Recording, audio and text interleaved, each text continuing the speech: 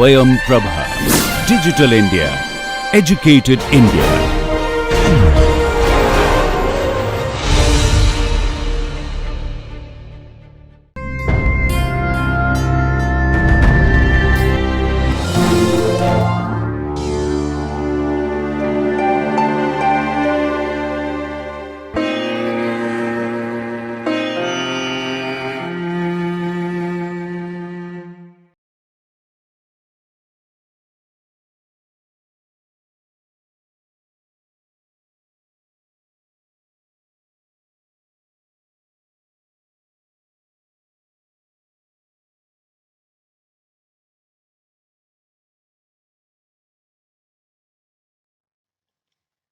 Welcome, dear students, in our series of lectures on no order based systems.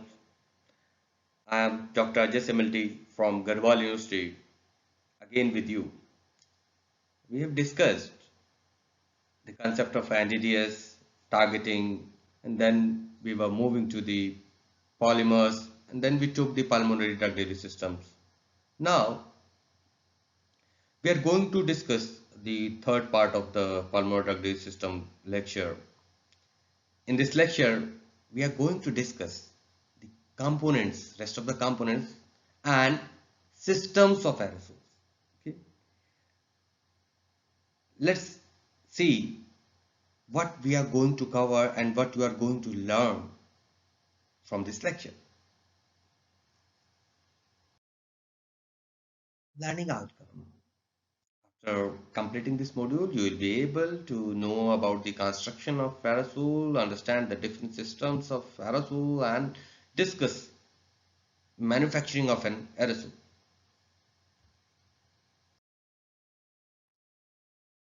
We will be covering this lecture under the heads valve and actuators, various aerosol systems, different types of systems and their manufacturing. Now, what are the components of aerosol? We discussed, as far as the components are concerned, there are four major components. What are those four major components? Propellants, which is in heart of an aerosol package. Second is container, different types of containers like aluminum, SS, plastic, glass, we have covered in the last lecture. So two components we have discussed in the last lecture, and next two components we are going to discuss here along with the system. So what are those? Valve and actuator and product concentrate. Now valve. Valve is a vital component of an aerosol package. Actually, it is the component which governs the delivery and performance of an aerosol system. That's why it has got the vital importance. Now, let's see the functions. Looking awkward? No. It is the way we are going to learn these functions. RPG. R stands for regulating the flow of product out of the container.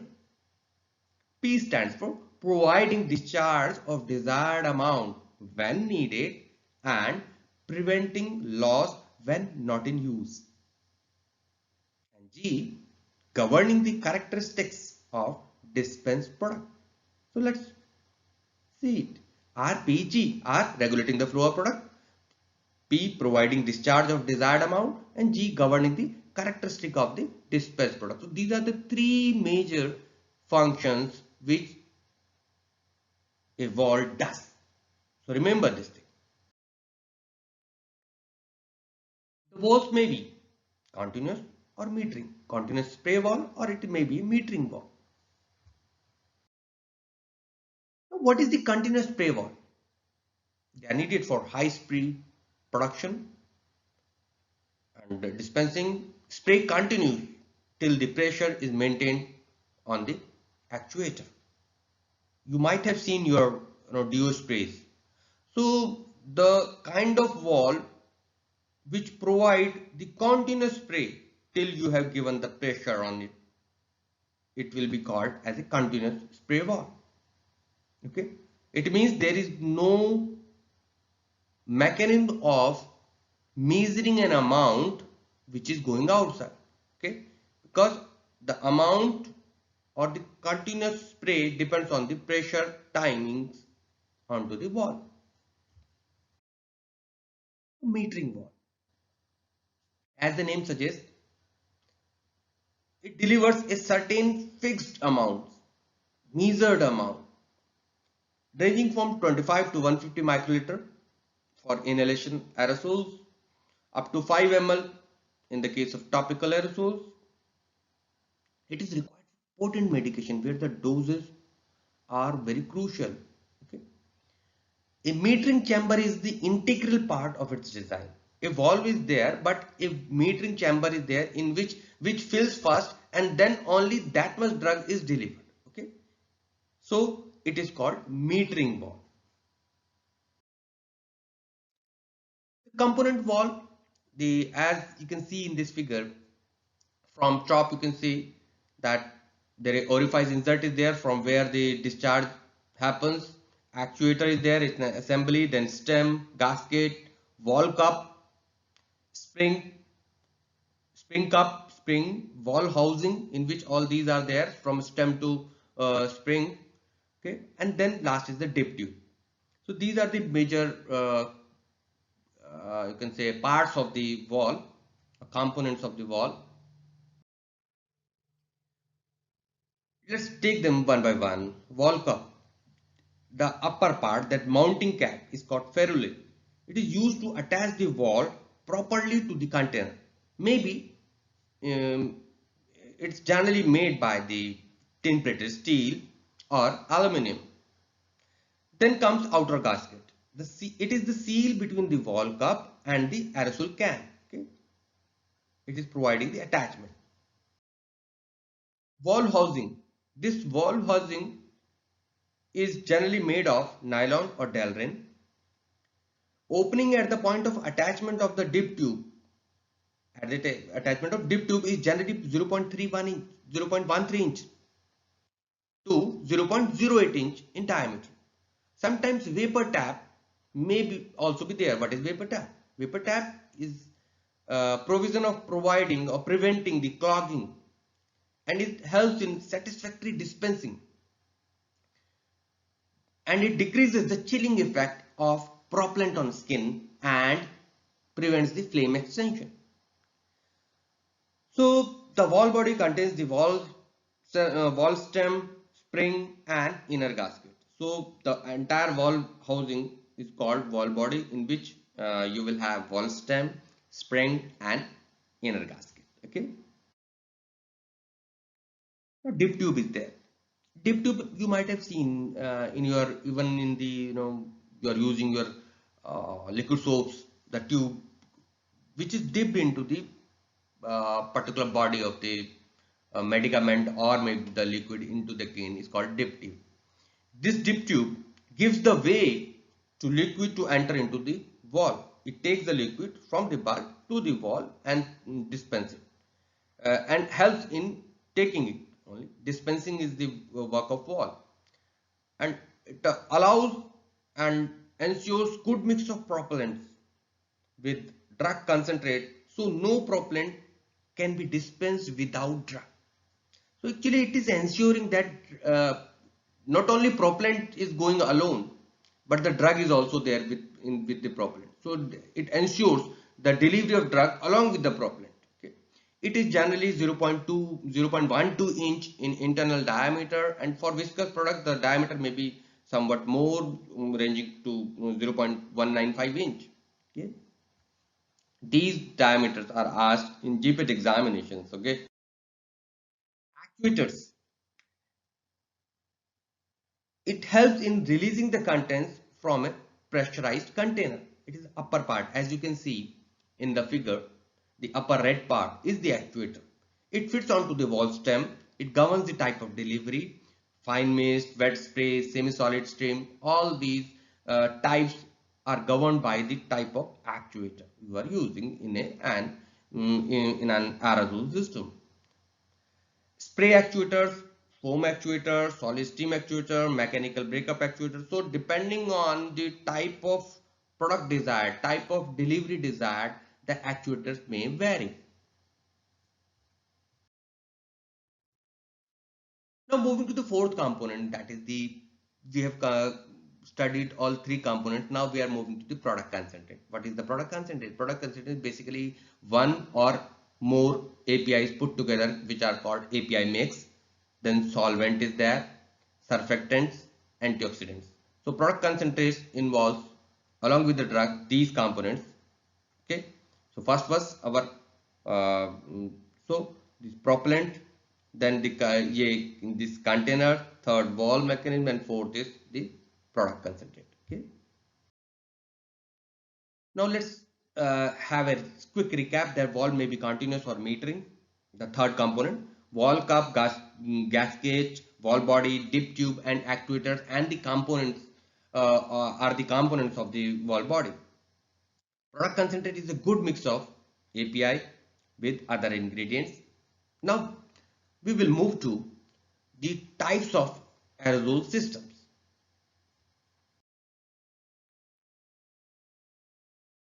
Here is the classification of aerosol systems.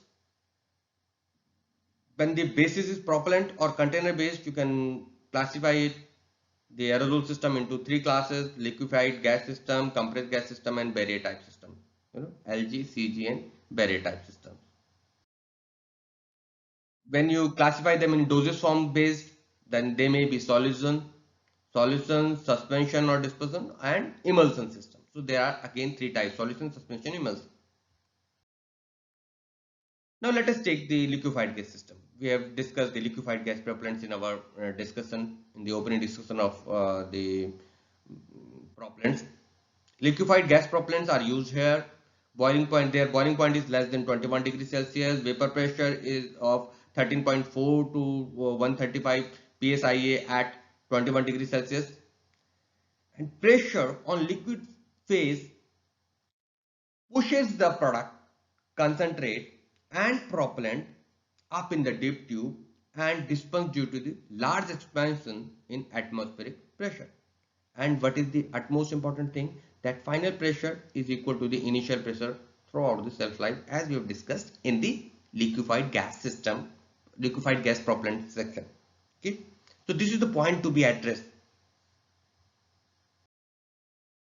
Liquefied gas systems, they may be of two types: two-phase systems and three-phase system. In the two-phase systems, space spray, surface coating spray may be there. In three-phase system, aquazole, foam system may be there.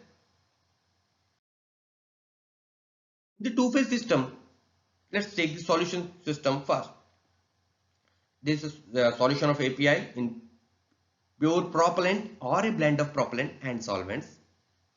It is easy to formulate if no solubility problem is there, and problem is it is prone to chemical degradation. Just only one problem there. Let's take the general formula for solution system. The API you can take from 10 to 15 weight percent, and propellant of, say for example, you are using 12 and 11 propellant. Remember the 3-digit system, it means in 12 it is actually it is 0, 1, 2, 0. Okay, it is 3-digit system in which first digit is 0. Then it will be a 2-digit system only.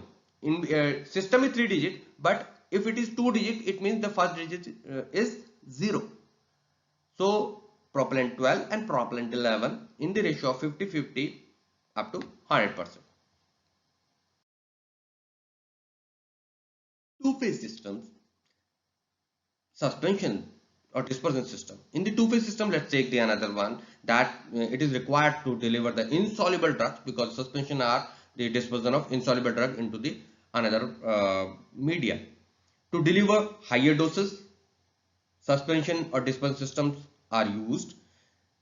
Constant agitation is required during manufacturing of these system-based aerosols, but they are prone to physical instability, which is the common feature of which is the common problem with the suspension, like agglomeration, caking, particle size growth, and due to them wall clogging or closing is there in aerosols or pulmonary traffic systems. Another example of this category of general formula we are giving, please see that API is 0.5 to 1%. See, the amount is less. Sorbitol triolate, STO 0.5%, and propellant 12 and 114 in the ratio of 49.5 to 49.5 to 100%. Okay. Now, improving the solubility of aerosol systems. What we can do, to improve the stability of an aerosol system. First, we have to lower the moisture content of the preparation below 300 ppm. We must use, if stability problem is there, API's derivative, which is more stable. Use the more stable derivative of API rather than the parent API, which is not much stable. Then product particle size should be less than 5 micron or 50 to 100 micron for topical aerosols. Adjust the density of propellant and or suspenoid so that it is stable one, and practice use of dispersing agents like surfactants with HLB less than 10, for example sorbitol trioleate, STO, sorbitol monoleate, SMO, isopropyl myristate, IPM and mineral oil. So we can use these surfactants which are having the HLB value less than 1 to stabilize this system. Okay. So moisture content, lower the moisture content, API derivatives and reducing the particle. So the aerosol may be classified in different systems. Just having a quick recap of the things that they may be classified in different systems, and this classification is very important with respect to your exam point of view. So whenever the aerosol systems are asked, their formation asked, you must give the two different types of classification. Okay, propellant based systems like three-phase system, two-phase system, or the dosage form based systems, propellant container based systems, and liquefied gas system. It may be of two or three phase system, and system stability must be focused in aerosol, specifically with suspension type systems. So classification is very important to learn when you are going for preparation of your examinations. Okay. Now three-phase water-based systems. Liquid components which are not miscible with propellants can be used more in this system.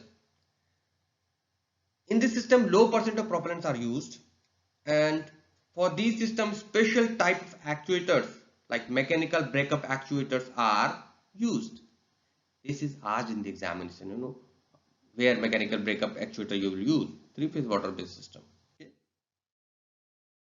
Three-phase water-based systems, uh, what are the three phases actually there? Number one, vaporized propellant.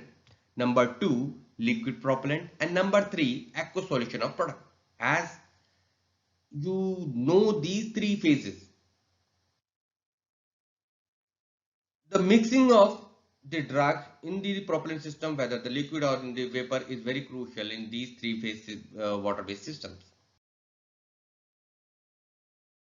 Take this example of the general formula: API 40 to 85%, surfactant 0.5 to 2%, and propellant to 5 to 10%. So as you can see that much more quantity of API you can load here as compared to other systems. Okay.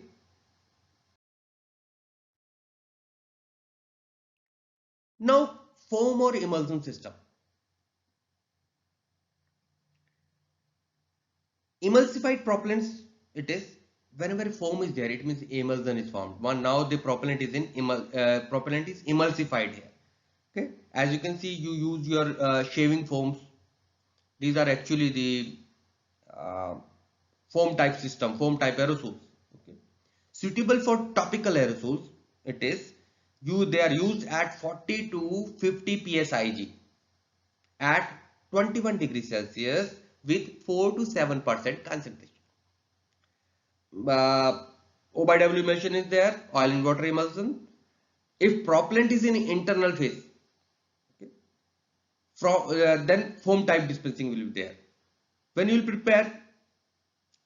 will prepare water and oil emulsion if product concentrate is in internal phase. So what kind of streaming will be there, what kind of dispensing will be there? Wet stream dispensing will be there. So when you are preparing A O by W emulsion, foam type dispensing will be there. Oil in water emulsion. And when you are preparing water in oil emulsion, when the product concentrate is in internal phase, the wet stream dispensing will be there. These are two important factors. Now moving to the compressed gas systems. They are used to dispense semi-solid, foam or spray discharge. An initial high pressure is required. We have discussed it in the propellant that initial high, because the pressure keeps on lowering when you deliver the drug through these systems. So initial high pressure of 90 to 100 psig at 21 degrees Celsius is required to maintain the pressure at the end of up to the end of this shelf life of this kind of system. Now moving to the barrier type system. As the name suggests, there is a barrier between the product and the propellant, or propellant are separated from product with some physical barrier. As you can see here, the pressure outside the barrier pushes the content from the container. It is like piston like system. A piston is moving there and it is throwing the drug or the API out of that container. They may be three types: piston type, plastic bag type and canning can type. There are three barrier type systems. For semi-solid dispensing, piston types are used. Ointment, cake, decorating creams, piston type aerosol system are used. Plastic bag types are also used in providing stream, fine mist dispensing. In case of cream, ointment, gels, bakers use this kind of systems. Canning can type, nasal aerosols are there with aqueous solution of insulin.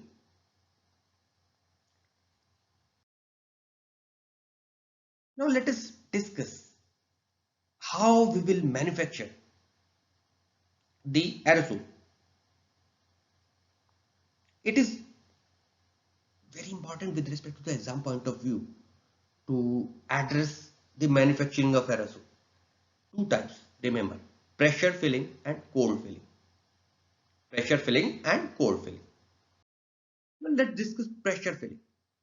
We will not be discussing it in very much detail, but just to have the concept that pressure filling is just like you fill your LPG cylinders. They are filled in their companies there. Okay, the system are there in the line and they are filled with the pressure. What are the steps there? First of all, the product is chilled and chilled product concentrate is added to an open container. In the next step, the valve is crimped in place, valve is placed on it. And in the step 3, propellant is added under pressure through that valve. Through that valve, the propellant is added. Remember this thing. And then in the last step, the filled pack is passed through the water path, that is the leak test. And when it passes, the manufacturing is rendered to be completed. So this is called pressure filling. Now we will move to another type of manufacturing. But remember this thing, that you will have to chill the product first, then put the valve, then propellant, and then the leak test will be performed. This is the major process of the pressure filling manufacturing of aerosols. Now let us discuss the cold filling apparatus. In this step 1, product concentrate is cooled or freeze to -30 to -40 degrees Celsius.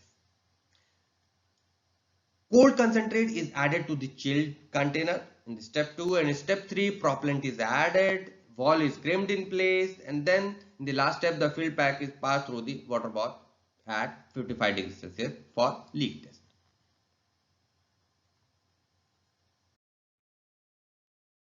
So these are some of the references which you can go through. Now let us summarize how we can learn the valve function. RPG, remember those things, these acronyms, okay? Regulating, providing and governing. Remember, in the component of valve, that actuator, valve body, dip tube, all the components, you must know, and that particular figure, the drawing of that particular entire wall, you must learn. Okay, together with the metering wall. Metering wall, however, we are going to discuss in detail. But you must know what is the design of metering wall. Metering chamber is there. Just remember, just learn the diagram of metering wall. It is many times asked. Okay, you might be asked, just draw the metering wall. What is the metering wall? So you will have to address that thing. So just that metering chamber is there. Apart from these things, the classification of aerosol system, the liquefied gas system, compressed gas system, and barrier system. The liquefied is subclassified into 2 and 3 phase systems. Okay, all aerosol systems need stability, and for stability, ensuring what we have discussed, that keeping the motion content lower, particle size control, and the suspensionized system need utmost attention. So do what you can, what parameter you can control for stability of the overall aerosol system. There are two techniques of manufacturing: pressure filling and cold filling. These are the two major methods of aerosol manufacturing.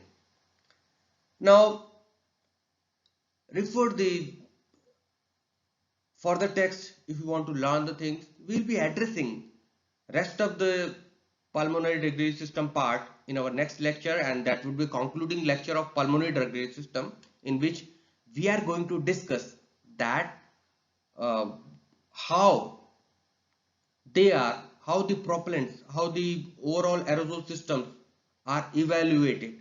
Okay, how they are evaluated, and we will be discussing all the parameters, all the evaluations prescribed by the various pharmacopoeia. Okay, and we will be also discussing the major inhalers, MDIs, DPIs, okay, and nebulizers in our next lecture. So remember the things to learn the classification, to learn the function of wall, diagram of wall, and manufacturing technique for this lecture for your exam point of view. Thanks for being with us. We'll be back again with the concluding lecture of pulmonary drug release system, in which we'll be discussing rest of the part of the evaluation. Thank you and happy learning.